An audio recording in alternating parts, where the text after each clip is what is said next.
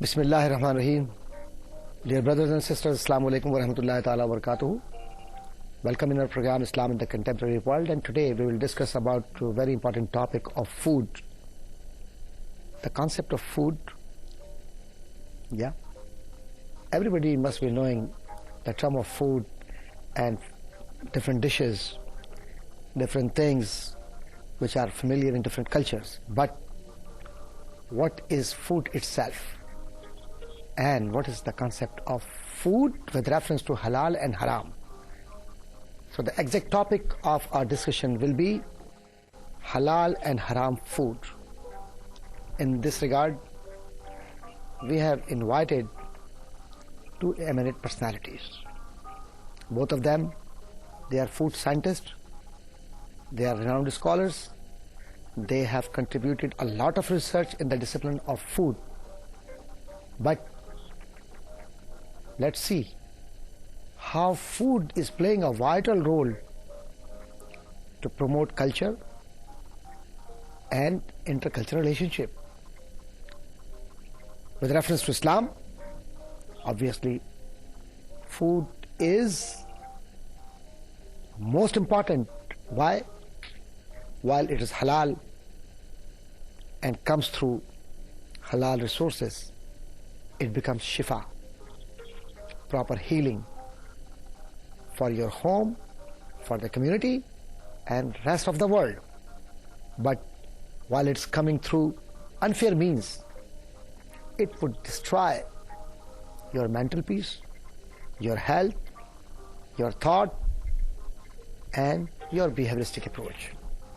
So this is sort of preamble to talk about halal and haram food.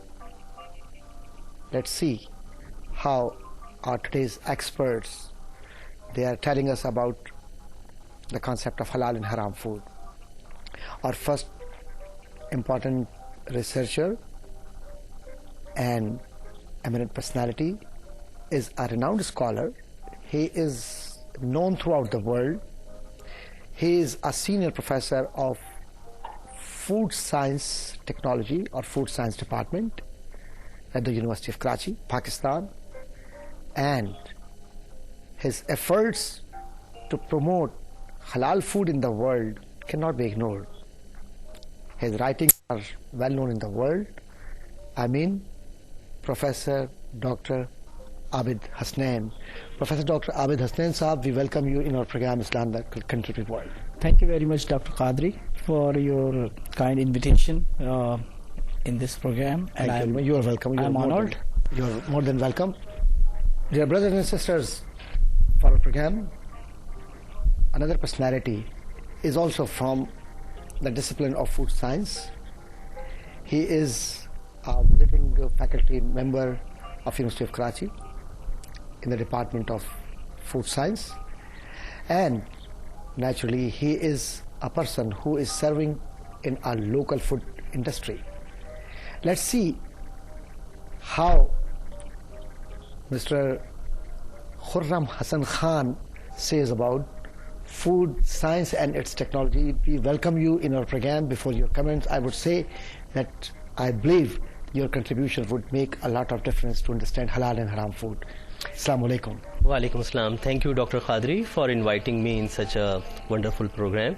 I hope today's program will be beneficial for all the Muslim world. Sure. And my brothers and sisters, what is the purpose of our program? Just only to talk about, or to have some interaction and to understand the true multifolded issues? What is the difference between halal and haram, religiously, spiritually, as well as socially? Some people say, oh, I don't mind to be a social drinker. You may not mind it, but what Quran and Sunnah clearly tell us how to behave, how to live, and how to use or utilize food. This is most important. That's why we are here to discuss. So, coming back to our experts, Professor Dr. Abid Hasnain, what is meant by halal and haram food? Dr. Qadri, I think before coming to that topic, I would like to start with a recent quotation and that is coming from the Western world also, and that is, we are what we eat. This is being quoted, and what we eat actually goes to our body, and this is known fact now, that our body is composed of that material which is coming through food. So the concept of eating a food is no longer restricted. It's very openly said that we will become the same thing what we are eating, because we are what we eat. Our body composition also certifies that our body contains all those minerals and elements and everything which is coming through foods. So coming back to the topic of halal and haram foods, I think there are prohibition and prohibited foods which are in Islam haram foods, and there are certain drawbacks, there are certain diseases related to that, there are certain effects which we can call that they are a long-lasting effect. Some people say that food sets habits. Is it true? Food sets the behavior, the personality, the thinking, the actions. They're all coming. I would like to give an example. Yeah. If a person starts eating raw meat, then what will happen? Soon his thinking, his behavior will be like wild animals. And this is proved. This is no longer a theory, it has been proved by giving a person a diet which is eaten by wild animals. Yeah.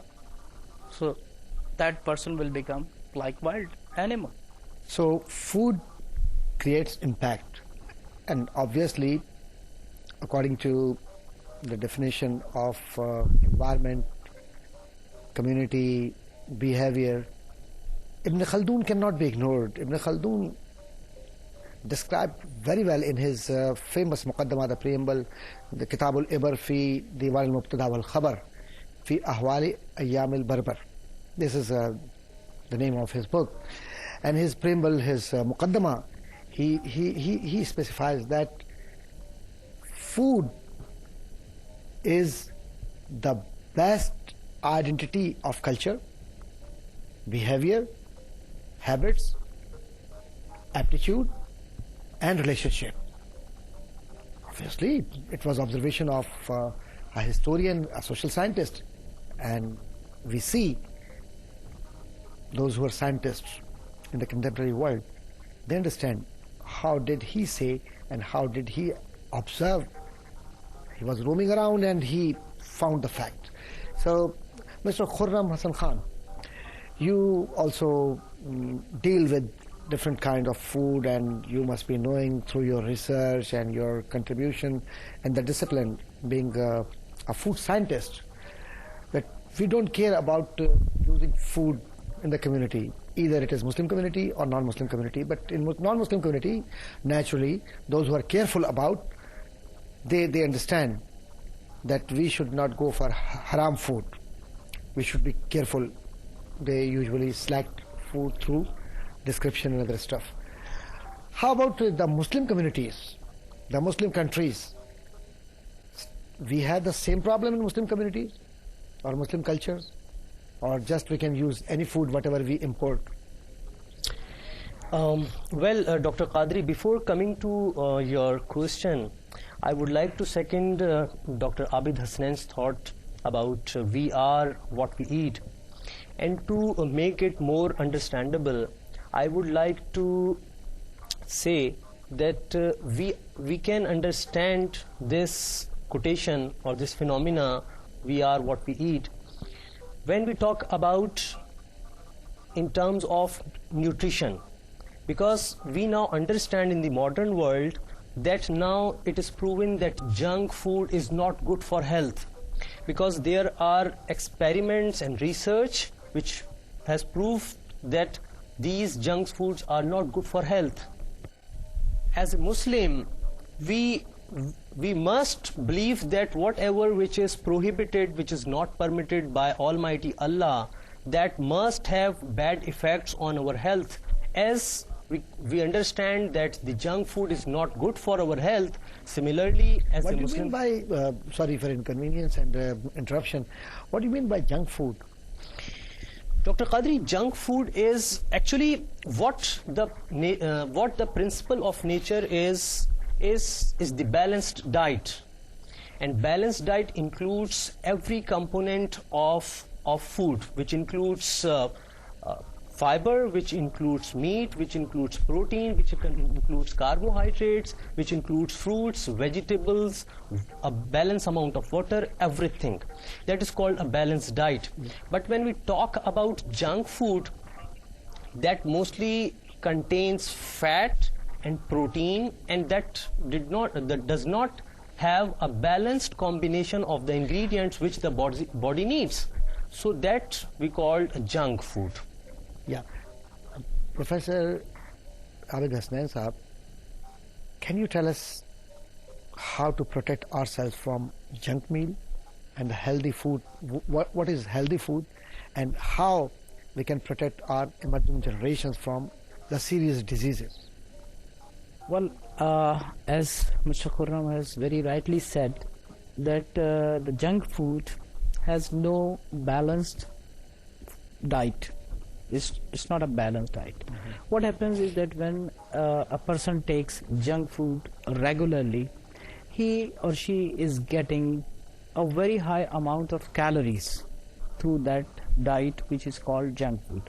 When children consume toffees, biscuits and all other confectioneries which they like, that is giving a very high content of calories to their body, and we are not getting other nutrients. So there is a disbalance of the nutrients. We are consuming calories and not getting other nutrients which are needed for a healthy person. So that is the problem with the junk food. Okay, and apart from junk food, living this reality that junk food is very dangerous for health. Coming back to the point, halal and haram. Halal food, with a special reference to halal, being Muslim, what is the importance of halal or halal food? Actually, in the Muslim concepts, halal foods are those which are always good for the person, which good for health, provided they are taken in the right quantity. Suppose a person is consuming halal foods, but the quantity is too much, then that will naturally affect. And that is why in Islam there is a restriction for the overeating also. Yeah, this is very important. Yes, Yeah, it's very and important. overeating nowadays is creating problems in the Western world, in the Eastern world, everywhere there is a problem of overeating. And while we are consuming haram foods, there are other problems related to those. For example, if meat is coming from the animal which is not slaughtered according to the Muslim laws and Yeah. Sharia, Yeah.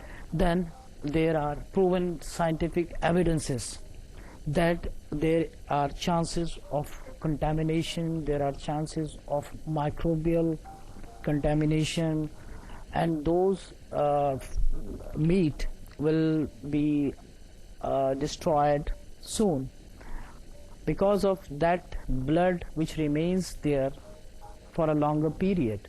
So the shelf life of that meat will be lower, and that is proved even in the Western world. Scientifically. Yes, it is scientifically Yeah. proved. Yeah.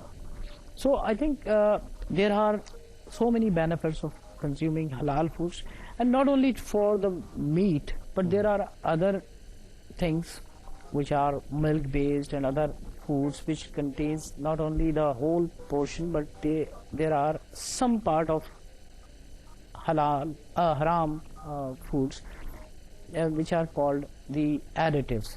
That is, they are in the form of some additives which are in very little quantity added to those foods, but they also create problems in the longer periods. How can we keep ourselves away from haram food?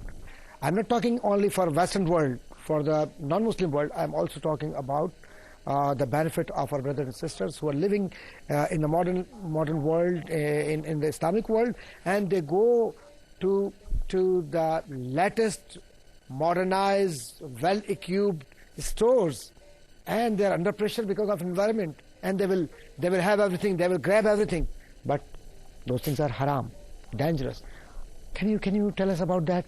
Dr. Qadri, I think you have raised a $1 million question, because in today's world, where we are living in industrialized world, the problem is same for the Western world as well as the Eastern world, because now the culture and trend is changing, rather it has changed, and now the concept of cooking at home is in Western world it is evaporated, and in Eastern world it is now decreasing day by day. When we, Dr. Qadri, when we consider the environment where the housewives are cooking at home, the phenomena is simple, because you know what you are adding in your food. But now in the era where we are living, where the complex and ready-made foods are available at stores. Ready-made foods available in the stores are also very important, but are these healthy? Let's see after break. We are going for a short break. Please stay with us. Dear brothers and sisters, welcome back in our program Islam in the Contemporary World, and today we are discussing about halal and haram food. Before break, we were discussing an important aspect, how the Muslim Ummah or the Muslim community cares about halal and haram food, because the food which we import from different parts of the world, are they really halal, or should we care about selection? Mr. Khurram was telling us about food, and food means halal food in the Muslim community. Yes, please go ahead. Dr. Qadri, actually I was discussing about the availability of ready-made foods in our supermarkets and the trend of using ready-made foods instead of cooking at homes. Actually, the problem is when we go for purchasing of ready-made foods, we feel responsibility that we must read nutrition facts, because we have concern for our children, for our family. So being Muslim, it is our responsibility that we must read the list of ingredients mentioned on the labels of packaged foods, so that we can understand, we can know what ingredients are added while manufacturing and preparation of such kind of processed foods. Can you please mention some basic ingredients, so that our brothers and sisters or viewers, they would be noticing and they would be a bit cautious about selection? So, very, very important question, Dr. Qadri. Actually, being Muslim, and we know few things which are not permitted by Islam, like alcohol and pork. But when coming to the problem is, when coming to processed food, there are so many ingredients which technically called as additives.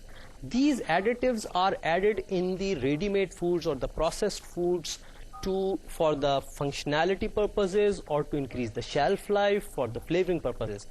The problem is a little bit where these technical terms are written on the labels, and generally a layman does not understand whether it is this particular ingredient or additive is haram or halal, because the origin of such ingredients may be from any haram origin, for example from pork or something. So this is the point where we Muslims should increase our knowledge level, that what are the components or additives which may come from haram foods.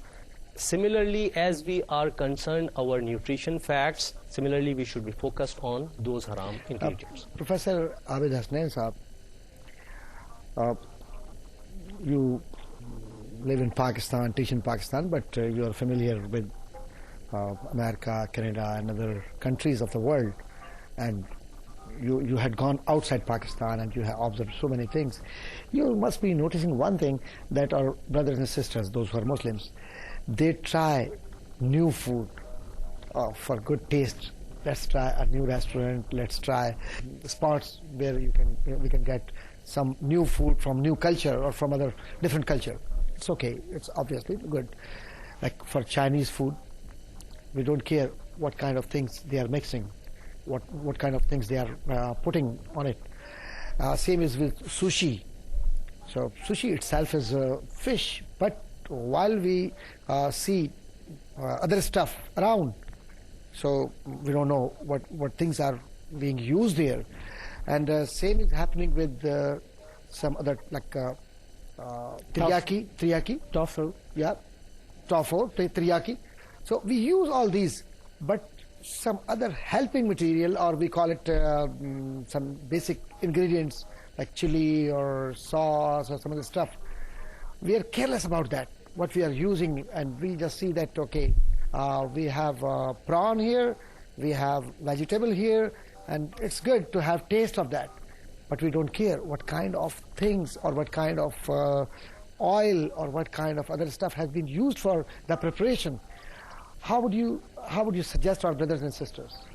I think, as my friend has mentioned, that reading the labels is very important, because Sometimes, sorry to interrupt, sometimes we don't see any label there.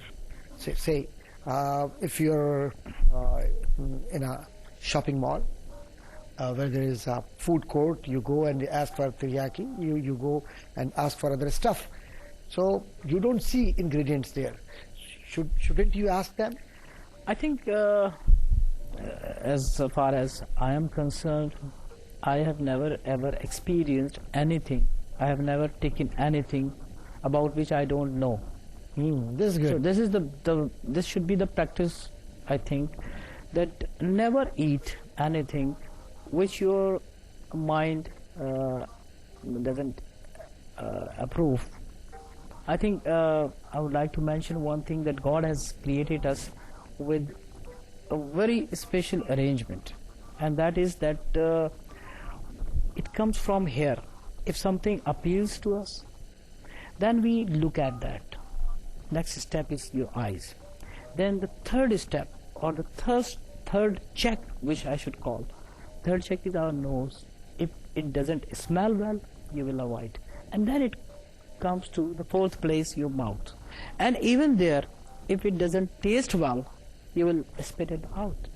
Yeah, You well, will true. never eat it. Yeah. So God has given us opportunity to think, to see, to smell, and to taste. I have noticed, and there is a case study.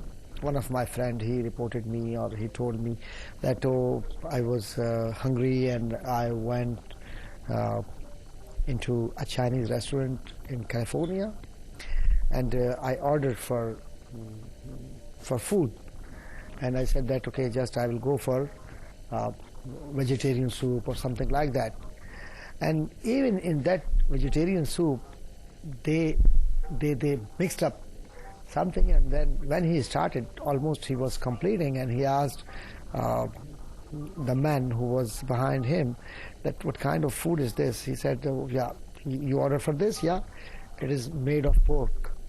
So, and now the time was over.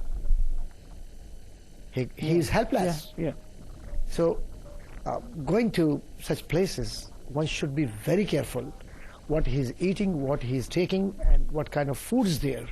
So, can you share your experience? Have you observed somebody that who was but quite carefree, having food, and then he died of that because of imbalance?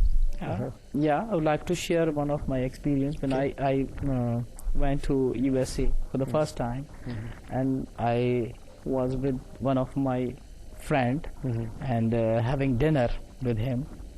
I asked him, where did you buy that halal chicken? He said, what halal? Ah, my gosh. It's history. Oh, shameful. I'm living here for the last 8 years, and I don't bother to buy halal. I just say Bismillah and eat it. I said, oh, you gave me haram meat? And that was my first experience. And from there onwards, I had a practice to ask, even if the person is a Muslim, I used to ask him, is it completely halal or not? There are so many Muslim associations in North America and the Western world that halal food supplier and halal food stores, they display their authenticity, their license or permission or their certificate that this is halal food, and fully justified through Islamic way.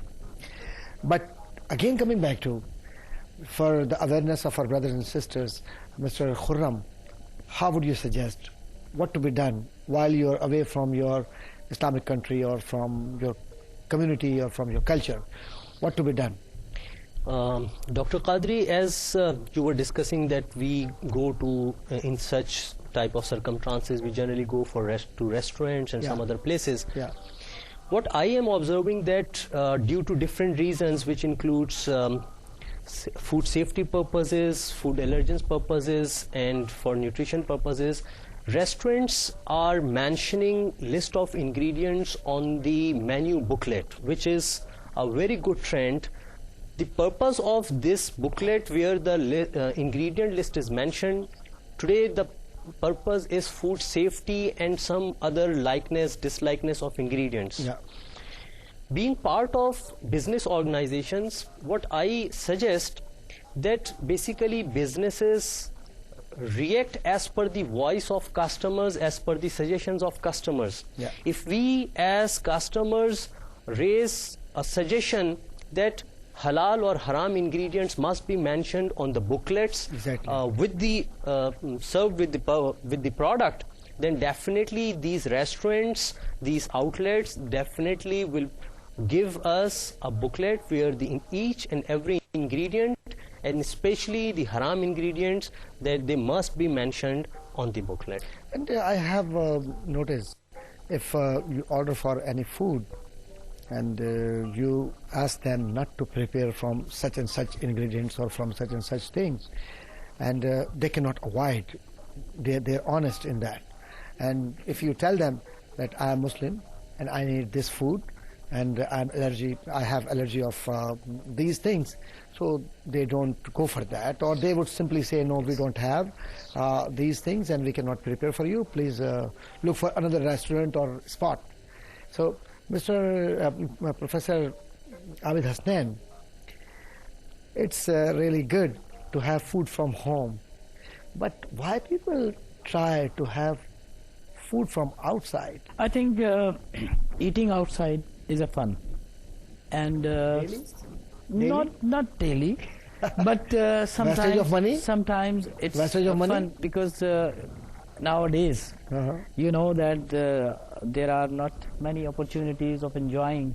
So I think eating foods outside has become just a fun and enjoyment for the family, and they do it.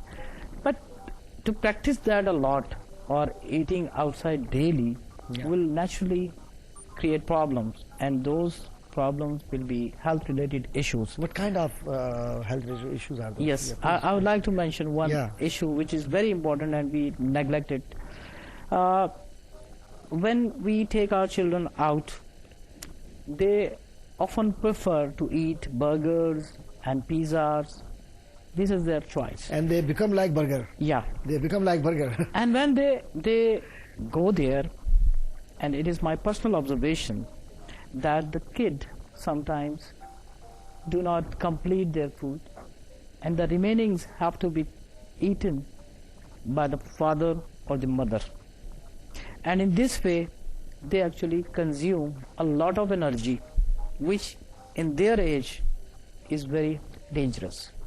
Because a burger which contains cheese, a pizza which contains cheese, if a person of my age or a person who is not a young person, when he or she consumes a lot of cheese and a lot of energy is consumed, that will naturally deposit as cholesterol and overweight and sort of all those problems. Yeah. So I think one should realize that if the kid does not complete his meal, he or she or the parent should not consume it just to save the money or just save the food. Save yourself there. Mr. Khurram, you may have observed that those who are always keen to have more and more food and all the time involved in having different things even while they are free, just having different nuts or other stuff. You think this habit is good, and how should we control this habit? Dr. Qadri, definitely it is not good, rather it is dangerous for our health. We must have a very specific diet pattern for our life, and that must be we must take guidelines from the Sunnah. This is very important, because you mentioned Sunnah, the life of Holy Prophet Muhammad Sallallahu Alaihi Wasallam, how he used to. Please go ahead. Actually, when we take guidance from Sunnah, then the first principle is that we must not take so much amount of food that full our stomach. Because when we full our stomach, then definitely the energy level, the glucose level increases, and then we feel sleepiness. So during the daytime, definitely we must take that much amount of food which is required just to give the required energy. So this is basically the key, that we take, we must have a pattern of eating, and in those timings, for example in breakfast and in the lunch and the dinner, the quantity of food, basically the purpose of food is to provide the required energy, not to fill our stomach and then our arteries. Not to fill our stomach. Naturally, Nabi Kareem Sallallahu Alaihi Wasallam has set an example for the community, for the human being, how to live, how to eat, how to walk, how to treat with your friends, with your relatives. And while we look at the life of Holy Prophet Muhammad Sallallahu Alaihi Wasallam, Khulafai Rashideen and Ahl Bayt Athhar and other companions of Holy Prophet Muhammad Sallallahu Alaihi Wasallam, and even we look at Awliya Karam, the pious people, Muttaqeen, they had balanced diet. Dr. Abid Hasnain, what is your opinion, being a Muslim, how to live in the world, and how can we have a balanced diet in the community? Can you give a message to our brothers and sisters? First of all, I think the basic thinking about the food should be that it should be a very simple diet. It should not be rich in nutrients. And the second thing which I would suggest is that the quantity of the food should be according to the age, because nowadays we all know that the nutritional needs of a person varies with the age. So you have to restrict your diet according to your age. Exactly. And Mr. Khurram? Dr. Qadri, my message for my brothers and sisters which we are living in today's era is that if there is a will, there is a way. There are so many options of finding halal foods in European and Eastern countries. Specifically in today's world, there are options of marking halal marks present on the labels and then reading the ingredients. These are the best things. Actually, We are running by the shortage of time, otherwise we could have continued. Anyhow, I'm thankful to you, Professor Dr. Abid Hasnain and Mr.